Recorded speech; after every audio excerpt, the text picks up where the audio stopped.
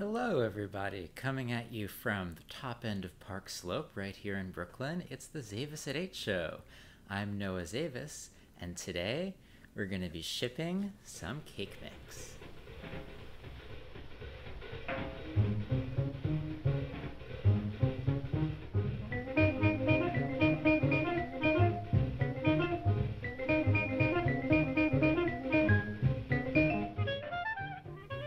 Now, this cake mix is kosher for Passover. Obviously, a lot easier to get here on the East Coast than on the West Coast, so I'm sending 6 boxes to my parents. Now, this poses a slight logistical challenge because, as you can imagine, these are huge boxes, and they would cost a lot to ship in the box. But what we're going to do is we're going to take out the inside of the box, which, believe it or not, is not nearly as big as the outside. See, it comes in a pan, and the pan, this is the funniest thing that I've ever seen in my life. The pan is not the same size as the box. It's considerably smaller. I think the pan used to be the same size as the box, and then they decided they can make more money by making it smaller and smaller and smaller each year. The boxes get bigger so that you think you're getting more for the money, but this is the coffee cake flavor. It actually has the mix for the cake itself and then the crummies to sprinkle on top. It's not my favorite. I don't really like the crummies. My favorite is the... Oh no, it's over there now. My favorite is the yellow cake. And with or without the chocolate frosting, I just think it's delicious. It's nice and dense and moist. You know, say what you want about Passover cake, they don't rise, but I think that's a virtue. It's just all of the moisture and all of the density in one cake. So this is actually from my personal stash. It expired a couple months ago, but I'm going to use it this year. And I'm going to make sure that we don't have any left over for future years. This shopping trip was actually at Stop and Shop, where I got 8 different coffee cake mixes because they were all $5 a piece, which is very cheap. Even for the East Coast, it's cheap, and especially for what you can get on the West Coast. So what I'm going to do is I'm going to take 6 of these and send them off to my parents. And what we're going to use today is a large priority mail envelope. This is a flat rate envelope, costs a little over $7. We have 3 options in the $7 range. There's the smaller cardboard envelope, which probably wouldn't be able to fit as much of the mix. There's these larger, floppier envelopes. Ooh, floppy. Hello, I'm the floppy envelope. And there's also a small box, which would barely fit anything. So I think this is the best option, especially since the mix isn't particularly fragile.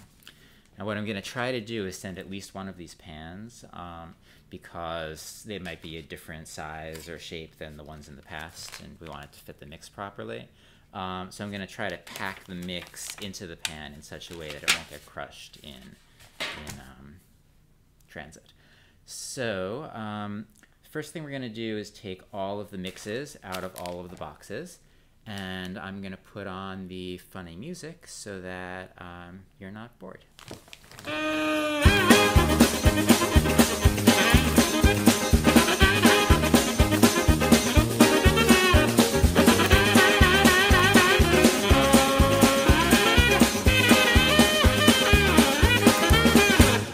All right. Smells like Passover up in here. Very distinctive smell from the crummy pack. Now the next thing I'm going to do is make sure that the expiration date is the same on all of these boxes, because I'm only going to send along 1 expiration date panel, and I want to make sure that they match properly. So this is October 18th of 2020, October 18th of 2020, and October 18th of 2020. Great. So now I'm going to take my handy-dandy pair of scissors, and I'm going to cut off just this top panel here that includes the expiration date on it. That way they'll be able to know when these are from, and if they don't eat them all this year, they'll know that they have 2 years to use it before it goes bad. Although honestly, really, how bad's it going to get? It's Passover cake, and it's going to taste delicious, and it's going to taste the same no matter what. So the next thing I'm going to do is cut out the instruction panel on the back. So over the years, I'm like hidden behind all of the peekaboo. Peekaboo. Uh-oh. Over the years, they've changed the recipe ever so slightly from time to time. Different number of eggs, different amount of oil. So we want to make sure they get the right recipe for this particular mix. So I'm going to cut out here just the instruction panel. They don't need the decorative stuff. That's not worth it. It's pretty similar every year. Now the only thing I wasn't able to get here on the East Coast was muffin mix. Yet, anyway. They love the Manischewitz Muffin mix. They eat a lot of it every year. And for some reason I haven't found it in the stores. I haven't even been able to find any cake besides the coffee cake mix. I look for the yellow cake, I look for the marble cake, and they're not selling it yet, or I'm looking in the wrong stores. Giant Passover displays with all sorts of exciting things, but no Manischewitz cake mix. So these here are the instructions. I'm going to put that aside to drop into the bag later. And now I'm going to see if I can stack these because as many of them as we can send, A, it's probably easier for them not to have to reuse them all, or at least to have to wash them quickly. But B, it's probably sturdier if we have a bunch of them fit together. This one isn't going. So we want to see if we can stack them in here and get this prepared for shipment. That's good. I think 4 is probably enough. We don't want to go overboard, but we definitely want to have enough to work with. Then I'll have 2 here to do something exciting with. So I'm going to try packing these in, 2 in here, into the silver foil dish. If I go side by side, yeah, there we go. So that ought to fill up the dish, and then it won't get crushed too much in transit. We'll see if that's actually true. The next thing I'm going to do is grab some Ziploc bags, because on the off chance everything does explode, we don't want it to go everywhere.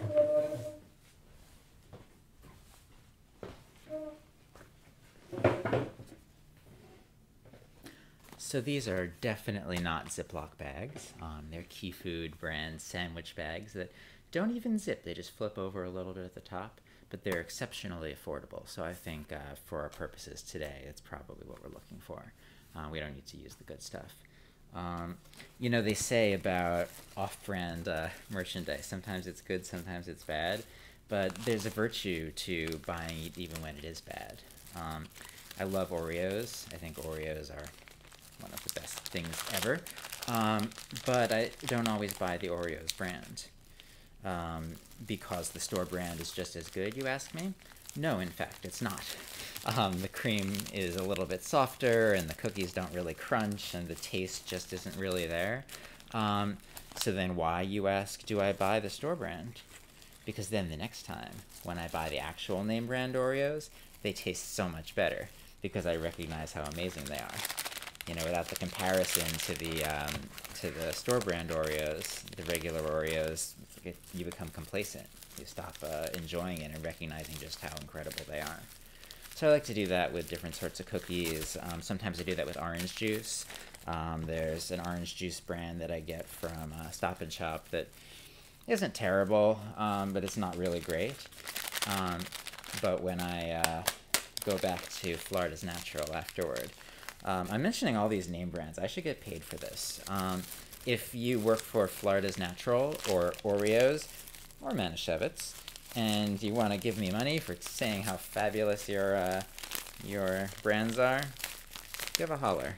Let's make an arrangement. Almost done with this. I wanted to show you one other thing that I bought when I was at the Stop and Shop in their Passover section. This is pretty cool. I have a friend who's coming over for Passover who is gluten-free, and she is not able to eat the regular matzah, of course, it is made of wheat. And the point of Passover is that everyone should be able to eat all the delicious food. Let all who are hungry come and eat, you know what I mean? So I picked up this gluten-free matzah for her, technically matzah-style squares, because I think in order to be called matzah, it needs to be made of wheat. But it is kosher for Passover. It is certified gluten-free, and it's parva. So looks like this is made from tapioca starch, potato flakes, palm oil, honey, egg yolks, vinegar, and salt. So looks good enough. Definitely, I mean, like regular matzah tastes so delicious in the first place. But all you need is a couple nuggets. A katsach, which I think is about an ounce of matzah, is the requirement for the Seder. And the rest of the time you can eat delicious things like extra moist coffee cake and yellow cake, which is so much better. So, bagged up all the mixes now. I'm going to bag up the crummy bits.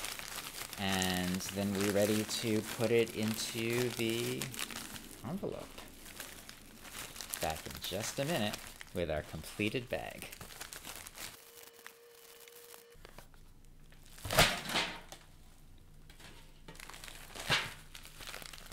All right, well, that sound means we're out of time.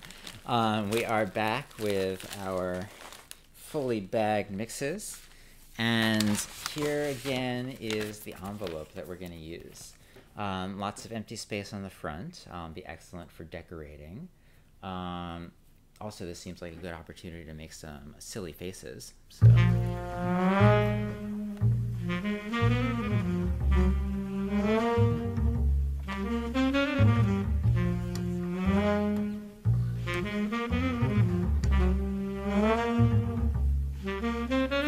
That was fun. Definitely worth it for you. I'm certain of it. So I'm going to put the cake mixes in first, the loose ones. So I want to create sort of a buffer for the tinfoil pan. I don't know how much they'll stay in place, but I think they might. And like I said before, this is a flat rate envelope, so it really, we can stuff it as much as we want. Can you even hear me over the envelope right now? It's a flat rate envelope, so we can stuff it as much as we want, and it'll cost exactly the same. Let's put this in the center now, see if we can get it in there balanced nicely. These can go on the sides because they're a little bit smaller, maybe it'll protect it. And then the big mixes go back at the beginning. I was going to take some plastic bubbles and put them in here, you know, the poppy ones, but I don't think I'll actually have room. This is getting pretty full. And it looks like we'll have just enough room to pull this top thing down and seal it. I'm not going to seal it yet because critical importance is the baking instructions and the expiration date. Because what good is having 6 cake mixes if you're not able to make them? Slide these right in here.